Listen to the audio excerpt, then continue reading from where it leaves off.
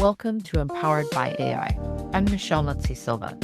This podcast is for women building what's next and using AI with intention. In Season 6, you'll hear from founders, educators, creatives, and builders who are actually using AI to think better, work smarter, and move with intention. We're learning from conversations about readiness, literacy, and taking action, because every episode gives you ideas you can use immediately. Let's get into it. All right, Katie, I am so glad to have you with us today. I cannot wait for everyone to meet you. Would you introduce yourself to everybody? Yes, I'd love to. I'm excited to be here as well. I'm Katie Milton Jordan. I am the founder of the AI Performance School for Economic Developers. We can be found at simpleedo.ai. And yes, I help economic developers learn to use AI so that they can operationalize the important work that they are doing in our communities. And what do you find that they tend to get wrong about AI when you're working with them? What are your discoveries? That's a really good question. And I don't feel like they necessarily it's not that they get something wrong, but from the experiences that I've had working with economic developers, it's almost like they don't know what they don't know. And that becomes their biggest stumbling block. And I think that's pretty common across a variety of industries. So it does take having a few conversations and giving some demos to the executive leadership team before they finally get it. And they're like, whoa, you can do that? And then they end up becoming a convert. But I do find that there's a lot of organizations, economic development organizations included as well, where there's a lot of hype in the news that is causing people to have FOMO around, okay, do we have AI in our organization yet? And I think that it's easy for a lot of these leaders when they're feeling pressured to make a decision to just grab whatever low-hanging AI fruit is available so that they can report to their stakeholders, yeah, we have AI. And I think that sometimes that can be a stumbling block. And it's actually directly related to something that you and I had exchanged a few notes about prior to our interview, has to do with, I believe that there are three different buckets or categories, if you will, that an organization can choose to invest in AI in. And ideally, an organization would choose to invest in all three of these buckets, but the sequence, timing, and pace of how they invest in these buckets is important. So the three buckets are products, projects, and people processes is the third bucket. So an example of an AI product would be in economic development. We have specialized economic development software that reports data and metrics, and lots of organizations will pay for an annual subscription to access this data and this software that's powered by AI. So that's an example of a product that you could buy. The next example is a project. So there's lots of organizations that think chatbots are going to solve all their problems. So we need a chatbot. We need to delegate whatever this is to a chatbot or this little robot thing that they think is going to be a magic silver bullet.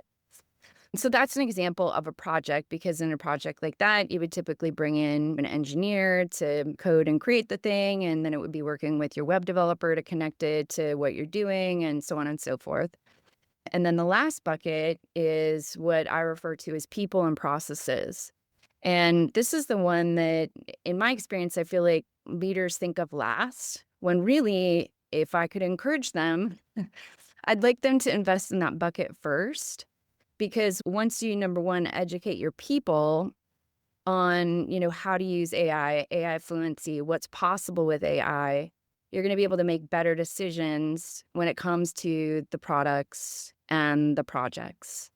So I find that it typically goes in that order. Many organizations will invest in the product, then the project, and then finally, when they're like, we're not getting any ROI on this, then they'll invest in the people and the processes. Yes, and I have found that to be true across multiple industries. I don't know why, but it seems to be human nature. That first step was, oh, I'm gonna get a product that'll fix that. Is it the desire for an easy, quick fix? Or is it maybe the not understanding of the intensity of this shift? What do you think it is that makes people do that? Because I see it so prevalently. Yeah, I do too, and I agree. And I think it's a little bit of both. Number one, humans and especially leaders who are in an executive role, they have a lot of responsibilities, they have a lot of obligations. They're already at spread too thin. And so for them to say, oh my gosh, I now need to like stop everything to pay attention to this new hype thing. So, number one, I think it's difficult for leaders to be intentional about making the bandwidth. And the next thing is that there's been so many hype things that have come out. Every year there's a new hype thing. And so I think it's easy to look at this AI thing and think that somebody's crying wolf instead of recognizing it for what it really is. And those folks, yeah, they just have limited bandwidth and they're like, is this really a thing I need to pay attention to? But on the flip side of that, I had a chance to look at your Venture Fest story. Yeah. That was so powerful. I watched the YouTube video. Oh, I'm And glad you liked it. oh my God, especially the way the youth-centered programming, it just ignited the whole community. So I'm wondering, what did that experience teach you about the intersection of AI and economic development? And then just the potential that just radiated out of those students' ideas. Yeah, that I'm very proud of that accomplishment and that event. That was a lot of fun. And so I get really excited when I have an opportunity to talk about that kind of stuff. But what I feel like one of the big things that project proved to me is that when you partner with AI, you can get so much more done. Literally, we had nothing. We had literally nothing 6 weeks before the event was to go off, and it was me and AI. And we created the event, we coordinated the event, we brought in all of our sponsors for the event, we brought in all of our stakeholders for the event, and we did it with virtually no budget, no time, and it was still an incredible success. So to me, that's just proof, especially for economic development leaders that are in rural areas or they have a very small team and they're under-resourced. Partnering with AI is going to amplify what you're already doing well. Yeah, it was beautiful to watch. I think we're going to have to put a link to that in the show notes because that touched my heart. And the fact that they were all pushing towards entrepreneurial ventures was so timely. Yes. I think that a lot of solo entrepreneurs right now, women that are reinventing themselves, moving from, say, a corporate structure to a more entrepreneurial role, are looking at how they can capitalize on AI because they are moving forward as a solo individual. And I know one of your core philosophies is AI as copilot, right? You're not the driver, but the co-constructor with you. What does that look like inside economic development or for someone that's really under pressure to adopt faster and move farther? Yeah, and I definitely we hear human in the loop a lot, but yeah, it really is about the human being the driver and AI being the co-pilot. And I actually adopted this saying from I think it was a female therapist who was saying like, "Hey, listen, ladies, as women, it's cool that we've got our emotions. Like, we don't shove them in the trunk. We don't let them drive the car, but we invite them to sit next to us, right?" And so that's where the idea came from. And so I feel the same way about AI, and it's about using AI as a tool so you can unlock your potential and you can unlock the human flourishing instead of trying to be spread so thin. And yeah, in economic development, it's all about that. When I was in my practitioner role in my last community, we had a two-person economic development organization and limited funding. And we were expected to 10x our output on half the budget. And so we were constantly just running ragged and getting burnt out all the time. And in economic development, one of our biggest priorities is relationships with our stakeholders, with our board, with our community partners, with the executive leaders of the projects that we recruit. And that's one thing that AI can't duplicate, it can't replicate, it can't do it the way that a human can. And so I think that AI is especially powerful for people in economic development because when it reduces that operational burden, those administrative tasks, you can invest time in those things that only humans can do, building relationships. And I think too, we have to talk about alignment because it's one thing to see your vision, it's another thing to be able to execute it.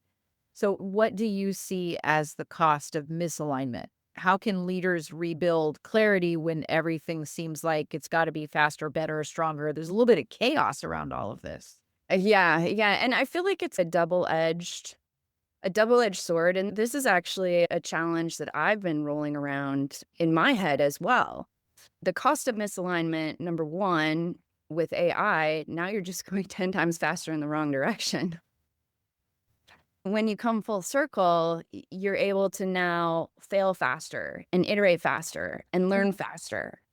So for me, like when I look back just on the last couple years that I've been working with AI and practicing, like my iterations and my feedback loops have gotten so tight that I've probably failed more in the last couple years partnering with AI than ever before, but I've also won more. I've also succeeded more because that feedback loop is tighter and we're able to iterate faster.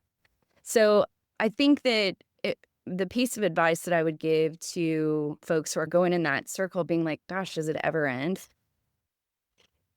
Is to remember to be intentional about where are you headed? And now I think that it's more important than ever for us to be checking in with our internal compass or whatever it is that brings us back to our center or the center that we're aiming for.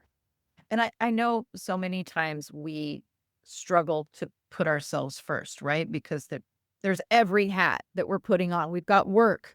We're possibly reinventing ourselves and coming into a new role. We're learning AI on our own time on the fly. And you've admitted as well that you struggled to implement some of your own strategies. So, what mindset shift or workflow, if you will, finally helped you stop putting yourself last? Yeah, the mindset shift, I would say that this is one thing that was definitely not related to AI at all. Yeah. In the last 5 years, I went through some significant personal loss and reached out to some professionals and began addressing my nervous system healing. And so that has been a top priority to me. And so I've created some boundaries and some ways to gently hold myself accountable to my best life, to the human that I want to be. And so, what that awareness has been able to allow me to do is I'll now notice when I start going down a rabbit hole with AI, which is super easy to do. And then I can remind myself, oh, hey, you know what? It's time for you to go outside and look at the horizon. It's time for you to go take a walk. It's time for you to drink some water. It's time for you to stretch. It's so for me, that has been about getting more in touch with my nervous system and my somatic healing and understanding my body signals when it's saying, hey, it's time for you to step away and do something else now. And that's so important. I think we have to recognize the whole woman is coming to the table while we're creating these new things for ourselves. We can't leave ourselves behind. That's Exactly. so important. Exactly. I am really looking forward to letting you take the screen because you're teaching leaders right now to build personal AI leadership policies and AI enabled 90-day execution workflows. I'm hopeful that you are willing to walk us through maybe one simple prompt that you use right here live that our audience can try as soon as they tune in to get that first draft plan, maybe a decision framework or some kind of clarity. I'm excited. Yeah, no, definitely. I'm excited to do that too. And I want to give a hat tip to you and Anne because at the recent virtual conference that you had for She Leads AI was when I was first introduced to the idea of a personal AI policy. And I do AI policy workshops for my economic development clients a lot because it's important that the leadership team says, okay, here's your guardrails, these are your boundaries, this is how we're using AI, and so on and so forth. And it's simple, but it's not obvious. And I just never thought, what's my personal AI policy? And I think that we're moving into a leadership era where it will be incredibly important for all leaders to know what are their red lines when it comes to AI. So I created a workflow inspired by that I'm happy to share with you and the audience this evening. So you should be able to share your screen if you Okay. want. We're going to encourage everyone to go over to YouTube. No looking at the phone if you're listening to this on your phone. No looking at the phone while driving. That's not fair. Yeah, We want don't to do get you that. guys over to YouTube. Do it Yeah, safely. just listen along. I'm going to go ahead and hit share and bring you guys onto my desktop here. Perfect. So pulled up. So here is the workflow. And if you don't mind, I'll just share a little bit of education as we go through this. If you're looking at this workflow, you can see that this is just over 6 pages long. So one of the questions that I get asked a lot is, what's the difference between a workflow and a prompt or a long prompt? One of the differences in my experience is that a workflow is quite a bit longer than a long prompt. And a workflow actually has different steps that we go through step by step. So you can see in this workflow, the AI first is going to be instructed to introduce itself to us as a guided reflection coach. And in the beginning, the AI is also going to be instructed to ask if the user wants a short introduction. Do they want some context or education around what we're going to be doing in this workflow? So it says, do you want an overview of the reflection prompts, or do you just want to jump in, right? But we have step 1. We have step 2. I should probably read these for people who are listening. Step 1, we're going to go through my AI red lines. Step 2, we're going to identify my client commitment. Step 3, we're going to identify my quality standard. Step 4, my bias check. Step 5, my stance on workforce impact. Step 6, my societal responsibility. Step 7, choose the policy format. Step 8, generate the final one-pager. And step 9, ending the session. And step 10, final consideration. So what I'm going to do is I'm just going to copy this whole thing. All of our workflows are LLM agnostic. So folks are welcome to use whatever LLM they prefer.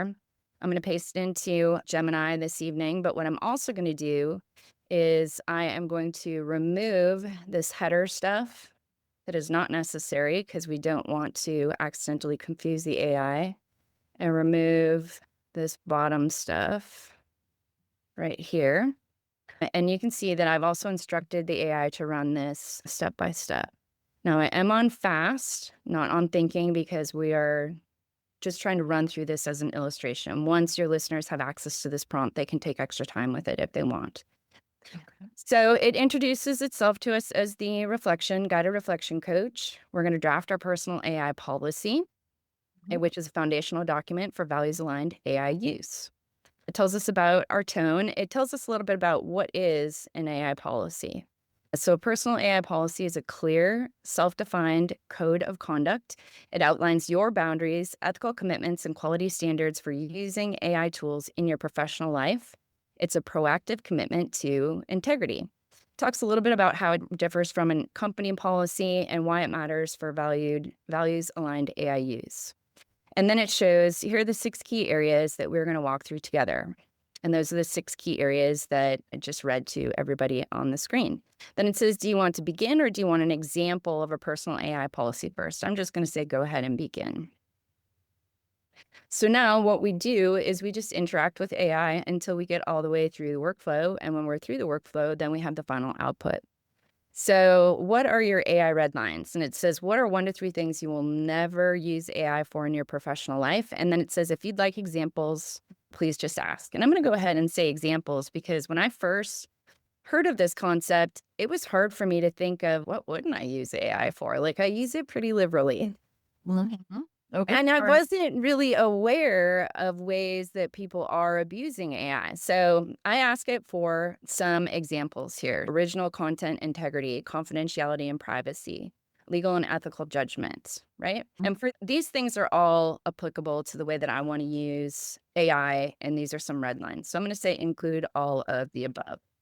So we're going to include all of the above in my personal AI policy. Okay. So here's a summary of my AI red lines. And if this is accurate, you confirm and proceed. Okay, my client commitments. And again, if you ask for examples, I will provide them. So it says, how do you define your one sentence communication to clients or colleagues, ensuring transparency and trust? What is one sentence you will use to explain how you use AI? So again, I'm going to ask for an example. And folks don't need to ask for an example. If you have your one sentence ready, just go ahead and use it. But again, I like all of these. Transparency focus. I use AI tools to accelerate research and draft initial outlines, but every final deliverable is personally reviewed, edited, and approved by me, which is true. And that's another example of AI being the co-pilot and not the driver. Integrity focus. My commitment to you is that AI serves as an assistant for efficiency, but all strategic insights, critical judgment, and our work are entirely human-led and human-validated. And conciseness focus. AI is used strictly for data processing and summarizing. Content recommendations and strategic choices originate with and are vetted by me. And I want to say include all of the above. I'm actually a proponent of, in work settings, at the bottom of an AI generated output, having the individual who signed off on it put their name on the bottom of the paper. I would advocate for that because I think that it's going to cause us as humans to look closer Yeah, if you're on putting your something name out to the this, door. you're agreeing with it. Exactly. Yeah. So here's a summary of my client commitments, and I will say yes and proceed. My quality standard. Again, I'm going to ask for examples from our quality standard. It says, what's your personal process for checking AI in it generated work before sharing it? If AI makes a mistake, what's your promise to clients or colleagues? So I asked for examples, and it gives a suggestion: fact checking and source verification. I will treat all AI generated facts, statistics, and citations as verified. Manually check them against primary or authoritative sources. I will always ensure the tone and professional voice match my own and align with the client's context. Yep. Include that. Definitely going to need to verify and triple check. Yes, exactly. Exactly. So if AI makes a mistake, what's your promise to clients or colleagues? My promise is transparency and making it right. Okay, so here's a summary. A review process, mistake promise, you promise to clients or colleagues, full transparency regarding the error, and a commitment to making it right. Correcting the work immediately, waiving the fee for the affected portion, or prioritizing its fix. Exactly. So exactly, proceed. My bias check. Now, I actually ran this prompt earlier today before I came on the show because I wanted to make sure that there was nothing broken. So that was part of my triple check. Mhm. And I actually had to ask AI for some information on the bias check because, of course, all humans, we don't think we're biased, and that's the danger of bias, right? So it says, what's one action you will take to spot and challenge bias in your work and your client systems? And I'll say, give examples. Okay. Because how do we know, how can we spot bias if we don't know what it looks like? So here are a few examples of actions you could take to proactively check for and change bias. So prompt engineering, I always ask AI to critique its own output for assumptions, stereotypes, and underrepresented perspectives. And this is pulling on memories from earlier today because that's exactly what I asked it to do. When I ran this prompt earlier today, I said, okay, give me a prompt that I can save in my prompt library that whenever I'm getting ready to deliver an output, I can run this prompt for a bias check. Okay. Data source review, I will actively review the data sources or training modules, models behind, and outlier testing. I will run my AI-generated content through a stress test by applying it to a diverse range of fictional client scenarios. So what I'm going to do for this, okay, create a prompt that will accomplish this outcome. with all of my final deliverables. Okay. And I can do the same thing with outlier testing if I want to run it through outlier testing. So here's a summary of your bias check action. It didn't give me the prompt. So I'm going to ask it again. Can you give me a prompt that I can use to check my final personal AI policy against once complete? See if we can get the AI back on the rails. Okay. Well, I'm not happy with this particular output because it looks like it's just reiterating what I've already asked it to do. But let's try this step at the end and see if it works better, because I may be confusing the AI trying to do this in the middle of an established workflow prompt. So I'm going to tell it to move on to step 5, my stance on workforce impact, responsibility to people. And again, I'm going to ask for an example. Reskilling focus. My responsibility is to ensure that any tasks automated by AI are replaced by higher value human-centric work. I commit to providing my team or collaborators with opportunities for reskilling, transparency in planning, and ethical sourcing. I commit to prioritizing the use of AI to augment human work, not to replace it. And that's probably my main points. I think that reskilling and focus and transparency and planning are also important. But again, with AI as a copilot, I believe that AI can augment what we're doing as humans. It doesn't need to replace them. For example, you can keep the same amount of staff and 2 to 10x your output for the same amount of payroll. So I'm not a big proponent of cutting jobs for AI use. I'm a proponent of doubling or more output. So here's a summary of your stance on workforce. Does this capture your stance accurately? I'll say yes and proceed. My societal responsibility. This I had to ask for examples too. It says, how will you evaluate whether your AI work could be used for harmful purposes? And again, I'd like to think that's just not the essence of who I am, so I wouldn't think of it. I'm like, you're going to have to give me an example of how I'd be doing that. So I will evaluate my work by asking if this tool or content were scaled up by a bad actor. Could it cause widespread societal damage? I will not proceed if the answer is yes. My red line is any work intended or likely to be used for the purposes of political disinformation, creation of deepfake evidence, development of autonomous weapons or surveillance systems. Yes. Wow. Yes, we do not want to do any of the above. Include those in the policies. And again, when your listeners have a chance to spend more time with this tool, they can examine these reflection prompts a bit deeper. Yeah. Yes, and proceed.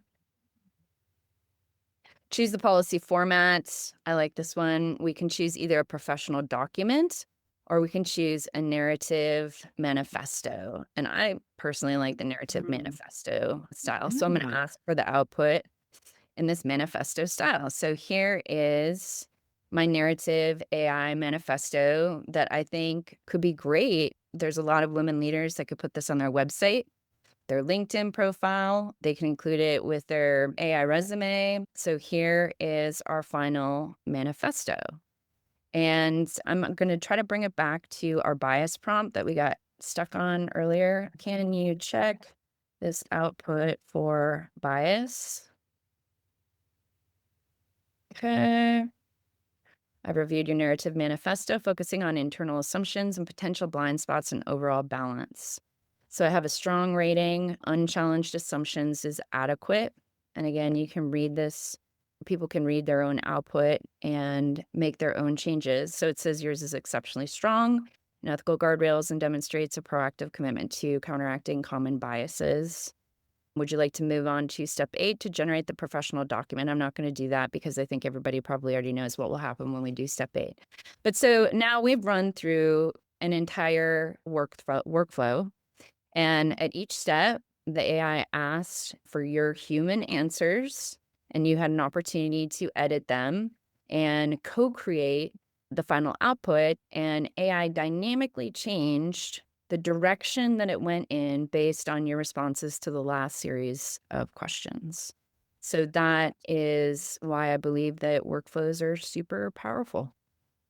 I love it. And what a fantastic experience to just expand on that work of creating your AI policy and making sure that you have a say in how you're going to communicate that to people and your clients. Absolutely love that.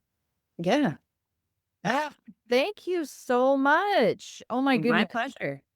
Absolutely love it. Katie, if someone wants to connect with you and they want to talk to you more about this, where are they going to go?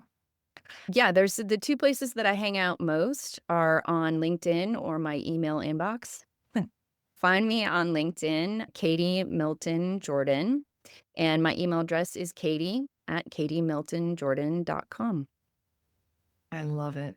All right. Thank you so much for joining us today. We are all the better for hanging out with you.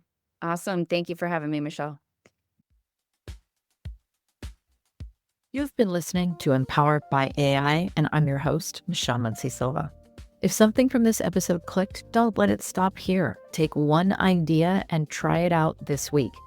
And if you want to go deeper, head over to the Empowered by AI, The Slay Effect YouTube channel, where you can watch demos and walkthroughs from our guests today and so many others. Subscribe and join us there so you don't miss out on what's coming next. All the links and resources are in the show notes. I'll see you next time.